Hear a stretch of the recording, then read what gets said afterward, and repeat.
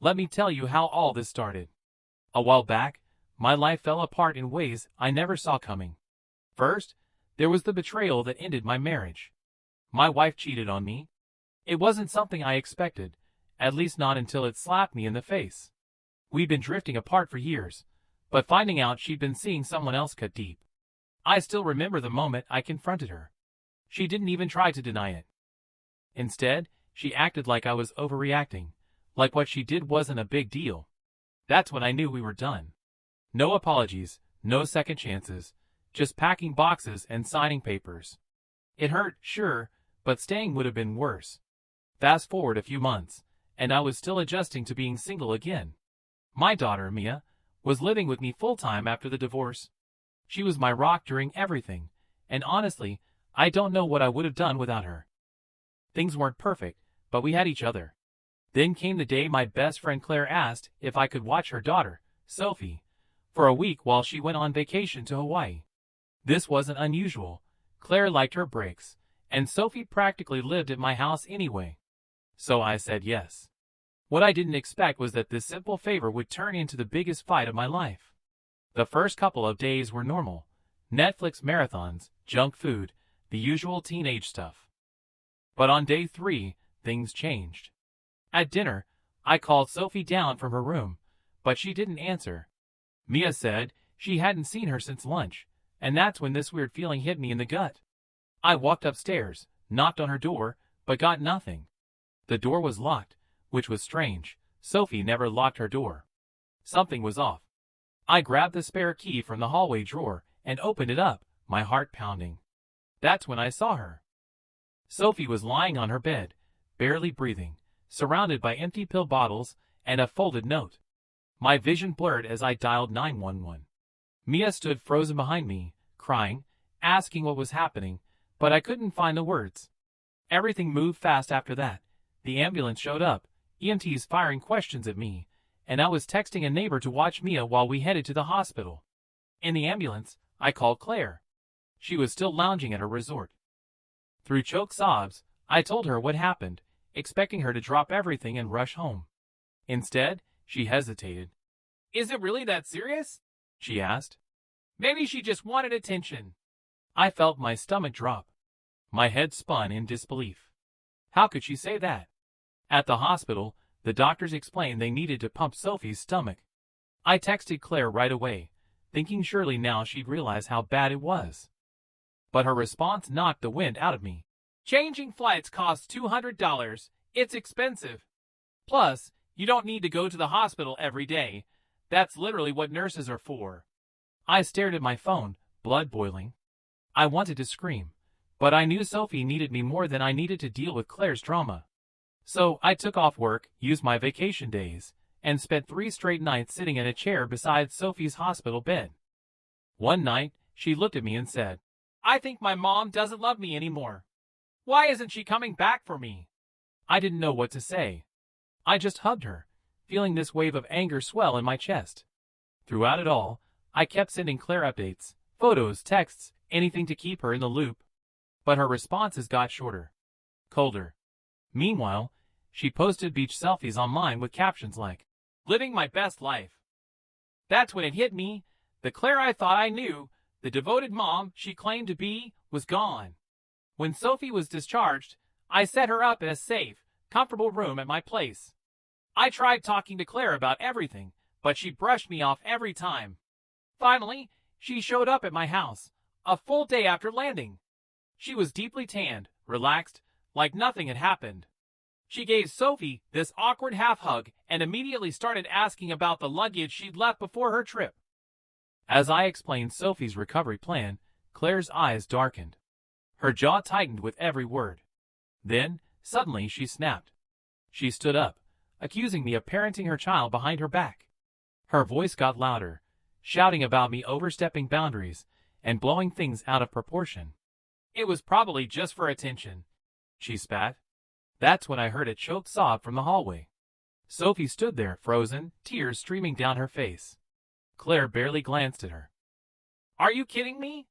I shouted. I unloaded on her, told her she was selfish, that she'd put herself first, that Sophie's life apparently wasn't worth $200 to her. Claire's voice turned venomous and cold. "You don't understand what it's like needing a break from your kids." Right then, something between us shattered completely. I saw who she really was, and I knew instantly our friendship was beyond repair. Claire grabbed Sophie's bag and demanded she leave, but Sophie locked herself in my bathroom, sobbing uncontrollably, refusing to go. That's when Claire lost it. She started yelling, accusing me of kidnapping her daughter, and before I knew it, she was calling the police. Sirens arrived within minutes, their red and blue lights flashing through my living room windows. Let me pause here and dive deeper into the betrayal part, expanding it to show how Claire's actions reminded me of my ex-wife, and how both instances felt like knives twisting in my gut. When Claire said, "You don't understand what it's like needing a break from your kids," something inside me broke. Those words echoed in my head, reminding me of my ex-wife's excuses. After she cheated on me, she tried to justify it by saying I was too focused on work, too distant, too busy being a dad to notice her needs. She made it sound like her affair was somehow my fault. And now here was Claire, using the same kind of twisted logic to explain why she stayed on vacation while her daughter lay dying in a hospital bed. I thought about all the times I defended Claire to others. When people joked about her taking solo vacations or being overly strict with Sophie, I always jumped to her side. "She works hard," I'd say. "She deserves a break." But standing there in my living room, watching Claire accuse me of ruining her relationship with Sophie, I realized how blind I'd been. Just like I'd been blind to my ex-wife's unhappiness until it was too late. The betrayal stung even more because Claire wasn't just some random person. She was supposed to be my best friend. We'd known each other since high school. She was there when Mia was born. She brought over casseroles when my marriage fell apart. And now, here she was, acting like I was the enemy, like I was the one who'd abandoned Sophie. It felt like a slap in the face, like all those years of friendship meant nothing to her. What hurt most was seeing Sophie shrink under Claire's accusations. She looked so small, so fragile, standing in the hallway with tears streaming down her cheeks. Claire barely spared her a glance. All her focus was on me, on tearing me down, on spinning this whole situation to make herself look like the victim. In that moment, I realized Claire wasn't just abandoning Sophie. She was gaslighting her, manipulating her, making her feel like she was the problem. It was textbook emotional abuse, and I couldn't stand by and watch it happen. As the police arrived, I felt a surge of panic. Claire had already painted me as the villain, telling them I was keeping Sophie against her will. The officers exchanged glances, clearly unsure who to believe. Officer Chen pulled out a notepad, while Officer Martinez walked toward the hallway where Sophie was hiding in the bathroom. He knocked gently. "Sophie? This is Officer Martinez. Can you come out and talk to us?" There was silence for a long moment before we heard the lock click. Sophie emerged, her face red and puffy from crying. She wouldn't look at any of us, just stared at the floor. "Sophie," Officer Chen said gently, "your mother says you need to come home. Is there a reason you don't want to go?" Sophie's shoulders shook. She opened her mouth and closed it again. Claire stepped forward, her voice sharp. "She's been manipulated," Claire said quickly. "This man has been filling her head with lies about me being a bad mother.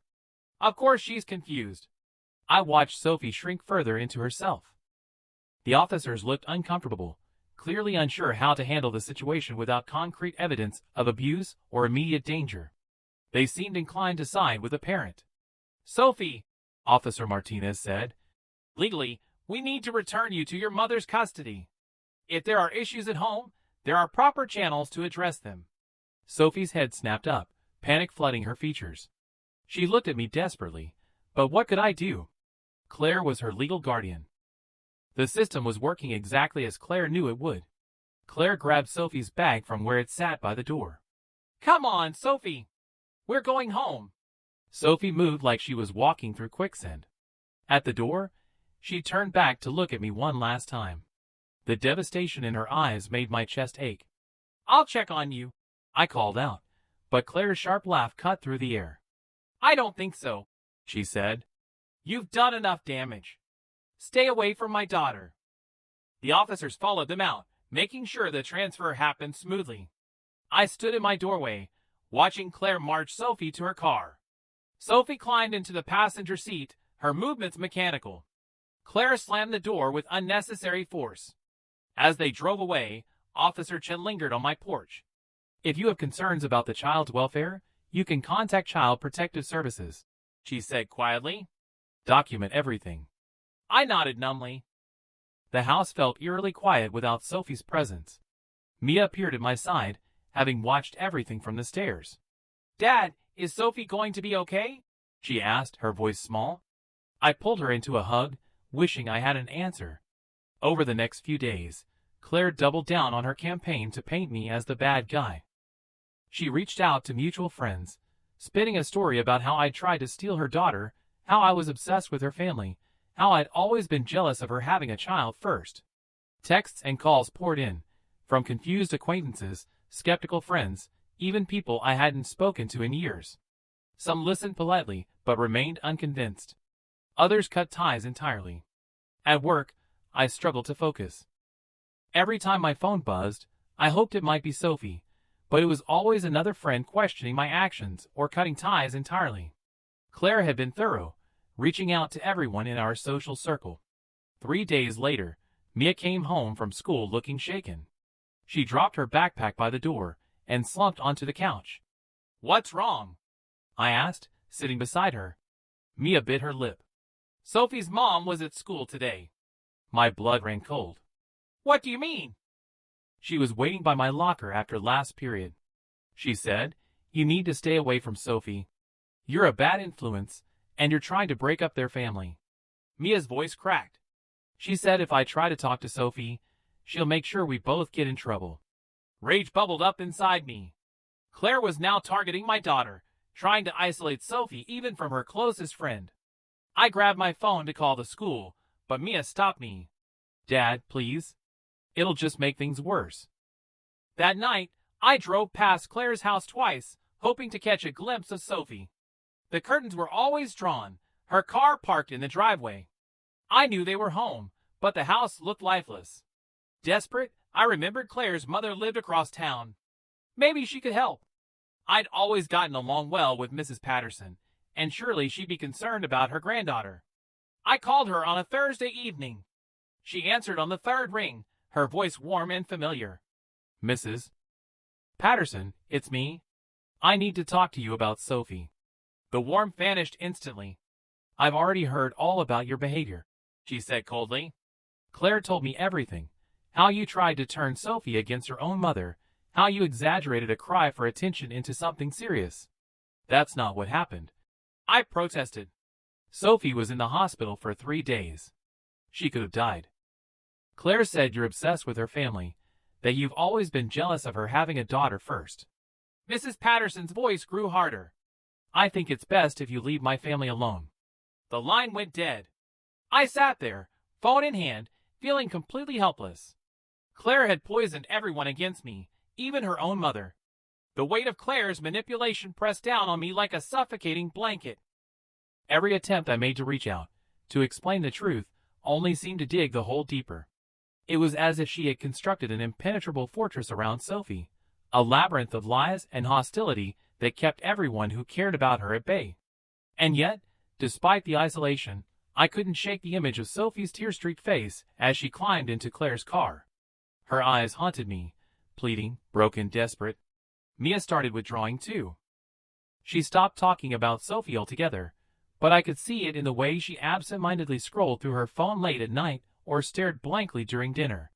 One evening, I found her sitting on the floor of her room surrounded by old photos, snapshots of her and Sophie laughing at birthday parties, posing with goofy faces at school dances, building snowmen in our backyard. Her shoulders shook silently as she clutched one picture tightly in her hands. "Hey," I said softly, kneeling beside her. "You okay?" She didn't look up. "I miss her." "I know, kiddo." My voice cracked. "Me too." For weeks, we existed in this limbo, waiting, hoping for some sign that Sophie was all right. But nothing came.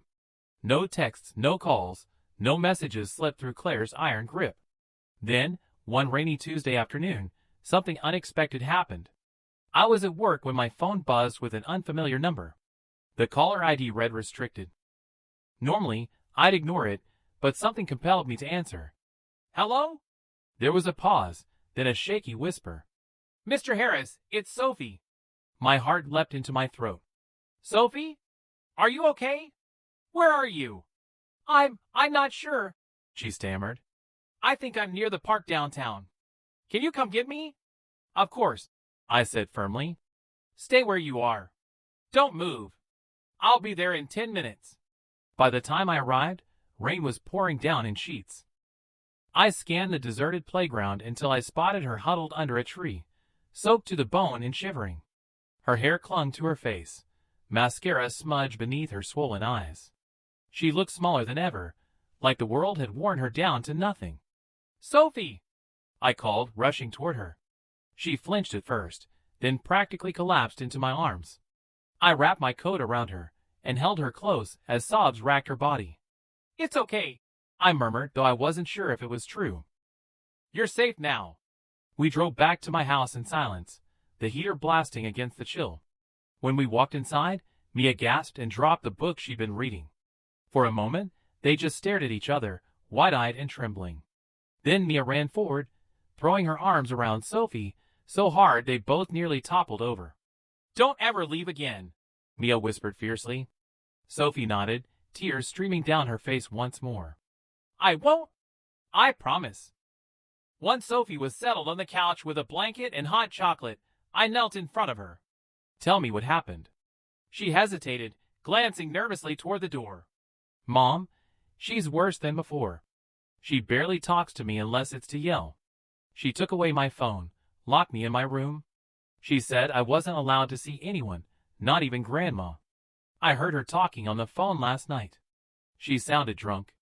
She said she wished I'd never been born. Her words hit me like a punch to the gut. I clenched my fists, forcing myself to stay calm for her sake. Why did you run away tonight? Sophie hugged her knees to her chest. I couldn't take it anymore. I remembered how you helped me before, you and Mia. I knew you wouldn't let her hurt me again. We won't. I vowed. But Sophie, running away isn't the solution. If we're going to fix this, we need to do it the right way. We need proof of what's happening. She nodded slowly, understanding dawning in her eyes. What do we do? I exhaled deeply, already formulating a plan. First, we call Child Protective Services. They can investigate your mom's behavior and make sure you're safe. Second, we document everything, every bruise, every threat, every incident. And third, I paused, meeting her gaze steadily. We fight. Together. Sophie swallowed hard, but nodded resolutely. For the first time since I'd seen her dragged away by Claire, there was a flicker of hope in her expression. But as I picked up the phone to dial CPS, I couldn't shake the feeling that this battle was far from over, and that Claire would stop at nothing to keep her secrets buried. The days that followed were a blur of phone calls, paperwork, and tense waiting. Sophie stayed with us temporarily, while Child Protective Services launched their investigation. CPS assigned a caseworker named Lisa, who was calm but firm, her demeanor radiating both professionalism and empathy. She interviewed Sophie multiple times, carefully documenting every detail: Claire's neglect, verbal abuse, the alcohol-fueled tirades, and the emotional manipulation. Sophie recounted it all with surprising clarity, her voice steady despite the pain etched into her words. Meanwhile, I worked tirelessly to gather evidence. I reached out to teachers, neighbors, anyone who might have witnessed Claire's erratic behavior or Sophie's distress. Some were hesitant to speak up, fearing backlash from Claire or doubting whether they could truly help. But others came forward. A neighbor who'd seen Sophie sitting alone on the porch for hours, a teacher who noticed bruises on her arms last year, even Mrs. Patterson, who reluctantly admitted she'd overheard Claire making cruel comments about Sophie during family gatherings. As the pieces fell into place, Claire grew increasingly unhinged. She showed up at my house unannounced one night, pounding on the door like a storm. When I opened it, she looked wild-eyed, her hair disheveled, her face flushed with anger. "Where is she?" she demanded, pushing past me before I could stop her. Sophie stood frozen in the living room, clutching Mia's hand. Seeing her mother sent a visible tremor through her body. "Mom," she began weakly. "Get your things," Claire snapped. "We're leaving." "No," I said firmly, stepping between them. "You don't get to decide that anymore. Sophie is safe here." Claire's eyes narrowed dangerously. "You think you can take my daughter away from me? You're nothing but a pathetic, meddling loser. First, you ruined your own marriage, and now you're trying to ruin mine." Her words stung, but I refused to let her bait me. "This isn't about me or you, Claire. It's about Sophie. And if you cared half as much about her as you claim, you'd realize she deserves better than what you've been giving her." For a moment, Claire looked like she might lunge at me. Instead, she turned her venomous glare on Sophie. "Is this what you want? To abandon your own mother? Fine. Go ahead. See how far you get without me." With that, she stormed out, slamming the door so hard the windows rattled. Sophie sank onto the couch, trembling. Mia wrapped an arm around her shoulders, whispering reassurances. I wanted to comfort her too, but there was no time to waste. We had to prepare for the next step. The custody hearing arrived faster than any of us expected. The courtroom was cold and sterile, its fluorescent lights casting harsh shadows across the faces of those gathered. Claire sat on the opposite side of the aisle, flanked by an expensive-looking attorney who smirked smugly as he shuffled through papers. Sophie clung to my arm as we took our seats, her knuckles white with tension. When the judge entered, the room fell silent. The proceedings began with CPS presenting their findings. Lisa testified first, outlining the patterns of neglect and abuse documented in Sophie's case file. Teachers and neighbors followed, each recounting their observations. Even Mrs. Patterson appeared via video call, her testimony halting but damning. Through it all, Claire remained eerily composed, though her lawyer's confidence seemed to waver with every witness. Finally, it was Sophie's turn to speak. She hesitated as she approached the stand, her hands gripping the railing tightly. For a moment, she glanced back at me, her eyes searching for reassurance. I nodded encouragingly, mouthing, "You've got this." Taking a deep breath, Sophie began to speak. Her voice started soft but grew stronger as she recounted the years of loneliness, the constant belittling, the nights spent crying herself to sleep. She described the overdose, not as a cry for attention, as Claire had claimed, but as a desperate attempt to escape the suffocating weight of her mother's indifference. By the time she finished, tears streamed down her face, but so did determination. Claire's lawyer tried to discredit her, accusing her of exaggerating under my influence. But Sophie held her ground, answering his questions with quiet resolve. When he asked why she hadn't spoken up sooner, she simply said, "Because I thought no one would believe me." The judge listened intently, his expression unreadable. After closing arguments, he announced that a decision would be made within 48 hours. Those 2 days felt like an eternity. We waited anxiously, barely able to focus on anything else. Finally, the verdict came, full legal custody awarded to me, with supervised visitation rights granted to Claire pending further evaluation. In the months that followed, Sophie slowly began to heal. Living with us gave her stability she hadn't known in years. She reconnected with Mia, rediscovered hobbies she used to love, and even started seeing a therapist who helped her process everything she'd endured. Watching her laugh again, really laugh, was worth every battle we'd fought. As for Claire, she faded from our lives almost entirely. The few supervised visits she attended were awkward and strained, her resentment palpable. Eventually, she stopped showing up altogether. While part of me felt sorry for her, for the person she'd become, I knew Sophie was better off without her toxicity. One evening, as the sun dipped below the horizon, painting the sky in hues of orange and pink, Sophie and Mia sat together on the porch swing, giggling over some shared joke. I leaned against the doorway, watching them, feeling a sense of peace I hadn't known in years. Despite everything we'd been through, we'd come out stronger, as a family. Life wasn't perfect, but it was ours. And for the first time in a long time, that was enough.